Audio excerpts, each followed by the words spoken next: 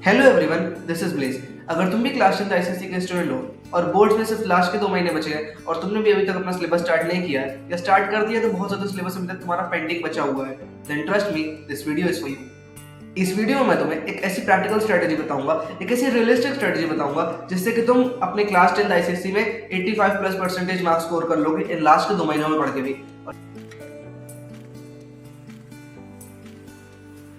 सबसे पहले और सबसे इंपॉर्टेंट बात, हमारे पास लास्ट के 2 महीने ही बचे हैं, so we will not take the pressure to complete the full syllabus. देखो, आईसीएसई में हमारे पास सिर्फ 4-5 सब्जेक्ट्स नहीं है ना। सीबीएसई की तरह हमारे पास सिर्फ 4-5 सब्जेक्ट्स नहीं है। आईसीएसई में हमारे पास ऑलमोस्ट 10 से 12 सब्जेक्ट्स होते हैं और उन 10 से 12 सब्जेक्ट्स में भी बहुत ज्यादा सिलेबस होता है, बहुत से चैप्टर्स होते हैं। फिजिक्स में अगर मैं बात करूँ तो 11 से 12 चैप्टर्स हैं, है ना। केमिस्ट्री में 13 से 15 चैप्टर्स हैं, बायोलॉजी में ऑलमोस्ट 17 चैप्टर्स हैं, हिस्ट्री में 20 चैप्टर्स हैं, ज्योग्राफी में भी बहुत ज्यादा सिलेबस है, 14 से 15 चैप्टर जहाँ तक है मेरे ख्याल से। ज्योग्राफी में उतने चैप्टर्स हैं। मतलब बेसिकली मैं कहना चाहता हूँ कि आईसीएसई का सिलेबस बहुत, आईसीएसई का जो सिलेबस होता है वो बहुत ज्यादा वास्ट होता है, बहुत ज्यादा सिलेबस होता है आईसीएसई का, है ना। सो अगर हम पूरा सिलेबस लेके बैठे कि भाई हम चैप्टर 1 खोला हमने, चैप्टर 1 बुक का, और हम पढ़ना स्टार्ट कर रहे हैं, तो इस तरह से नहीं हो पाएगा। भाई हम पूरा सिलेबस एक साथ कर रहे हैं। लास्ट के जो हमारे पास 2 महीने बचे हैं इसमें पूरा सिलेबस कंप्लीट करना पॉसिबल नहीं है ना। That is not possible for us. अगर हमने कर भी लिया तो रिवीजन के लिए हमारे पास बहुत टाइम बचेगा, और अगर हम ठीक से चीजों को इतना, पहली बात तो अगर हम इतना सब एक साथ पढ़ेंगे तो उसको रिवाइज करना पड़ेगा। उसको रिवाइज किए बिना एग्जाम में नहीं जा सकते, क्योंकि हम एग्जाम में रिकॉल नहीं कर पाएंगे। अगर हम बिना रिवाइज करे जाएंगे तो फिर उसको क्या मतलब है, हम भूल जाएंगे। तो अगर हम रिवाइज ही नहीं कर पाएंगे तो उसे पढ़ने का कोई मतलब नहीं होगा। सो वी विल ट्राई कि हम मैक्सिमम सिलेबस को कवर करें।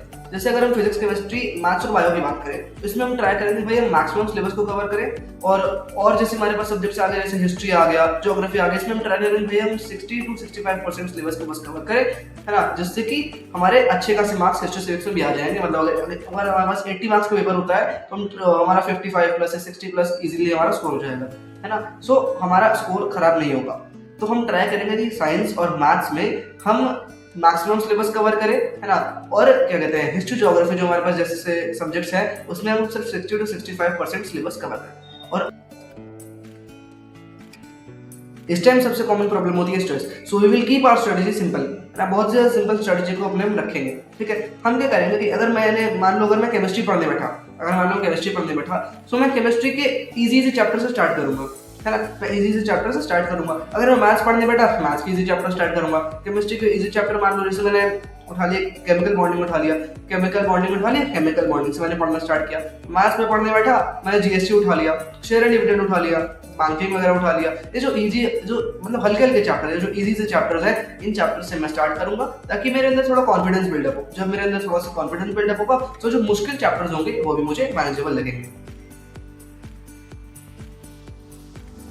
देखो, हमारे पास बहुत ज्यादा टाइम नहीं बचा हुआ है, हमारे पास अल्टीमेटली 2 महीने ही बचे, हमारे पास ऑलमोस्ट 2 महीने बचे हैं। So we will not overload ourself with notes. हम अपने आप को नोट्स से ओवरलोड नहीं कर लेंगे बहुत ज्यादा कि भाई हम हर चैप्टर के 15-15, 20-20 पन्ने के नोट्स बना रहे हैं। हमें इतने ज्यादा नोट्स नहीं बनाने, हमें नोट्स ऐसे बनाने हैं जो कि नोट्स क्रिस्प हो, शॉर्ट हो, है ना, और हमारा सारा कंसेप्ट जो है उस चैप्टर का वो रिवाइज करा दे। Let's understand this with an example. अगर मान लो तुमने फिजिक्स का चैप्टर पढ़ा मशीन्स, अगर मान लो तुमने फिजिक्स का मशीन चैप्टर पढ़ा, चैप्टर नंबर 3, ठीक है। सो अब तुम्हें क्या करना है, उस चैप्टर के सारे इंपॉर्टेंट कंसेप्ट्स को लिखना है, उस चैप्टर के सारे इंपॉर्टेंट नोट पॉइंटर्स को लिखना है, सारे इंपॉर्टेंट फॉर्मूलाज, सारे इंपॉर्टेंट रिलेशंस। बस तुम्हें ट्राई करना है कि इन सारी चीजों को ही लिखे। डेफिनेशन तो बहुत ज्यादा नहीं जाना है ना। बस जो मैंने बताया, इंपॉर्टेंट कंसेप्ट्स, इंपॉर्टेंट फॉर्मूलाज, है ना, इंपॉर्टेंट नोट पॉइंटर्स और जो इंपॉर्टेंट रिलेशंस है उन्हें लिख के ट्राई करना है कि अपने जो तुम्हारे क्रिस्प और शॉर्ट नोट्स बने हैं, ट्राई करना है कि उन्हें 5 से 7 पेजेस में ही मैक्सिमम कवर कर ले, ठीक है। That's it. उसी से मशीन्स वाले एग्जांपल से समझते हैं। मान लो तुमने फिजिक्स का एक चैप्टर पढ़ा machines, so what will be your next step, तुम्हारा अगला स्टेप क्या होगा। तुम्हें उस चैप्टर के इंपॉर्टेंट कॉम्पिटेंसी बेस्ड क्वेश्चंस लगाने हैं, तुम्हें उस चैप्टर के इंपॉर्टेंट पीवाईक्यूज लगाने हैं, तुम्हें 10 साल पुराने क्वेश्चंस ही लगाने हैं, तुम्हें लास्ट के 3 to 4 इयर्स के ही क्वेश्चंस लगाने हैं पीवाईक्यूज में, है ना। क्योंकि अगर तुम 10 साल पुराने क्वेश्चंस को उठा के देखोगे ना, तुम्हें अपने आप समझ में आएगा कि 10 साल पुराने क्वेश्चंस में डेफिनेशंस थी, but now they are not asking definitions from you. अब तुमसे डेफिनेशंस नहीं पूछ रहे हैं एसएससी वाले, अब वो कंसेप्ट पे फोकस कर रहे हैं। Now they are asking conceptual questions, है ना।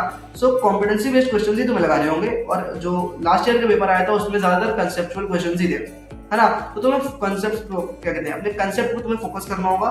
तो लास्ट के 10 साल पुराने क्वेश्चंस मत लगा रहा, बस लास्ट के 3 to 4 इयर्स के ही क्वेश्चंस लगाना, ठीक है। देखो, sample papers are the best tool for you revision. So हम सैम्पल पेपर्स को बिल्कुल भी स्किप नहीं करेंगे। भले ही हमारे पास लास्ट में सिर्फ 2 महीने ही बचे हुए हैं, लेकिन हम हर सब्जेक्ट में सैम्पल पेपर्स लगाएंगे सो दैट हमारा रिवीजन भी बढ़िया तरीके से हो जाए, है ना। अब हमें हर सब्जेक्ट में कम से कम 6 से 7 सैम्पल पेपर्स अगर हम लगा लेते हैं तो हमारे अंदर बढ़िया से कॉन्फिडेंस भी आ जाएगा, और जो हमारा बोर्ड एग्जाम का जो फियर है वो भी हमारा चला जाएगा कि भाई हमने अगर घर पे अगर हमने 6 से 7 सैम्पल पेपर्स लगा दिए, 6 से 7 क्वेश्चन पेपर्स अगर लगा लिए, तो फिर हमें बोर्ड के एग्जाम से क्यों डर लगेगा, नॉर्मल हो जाएगा, कोई दिक्कत ही नहीं होगी उसमें, है ना।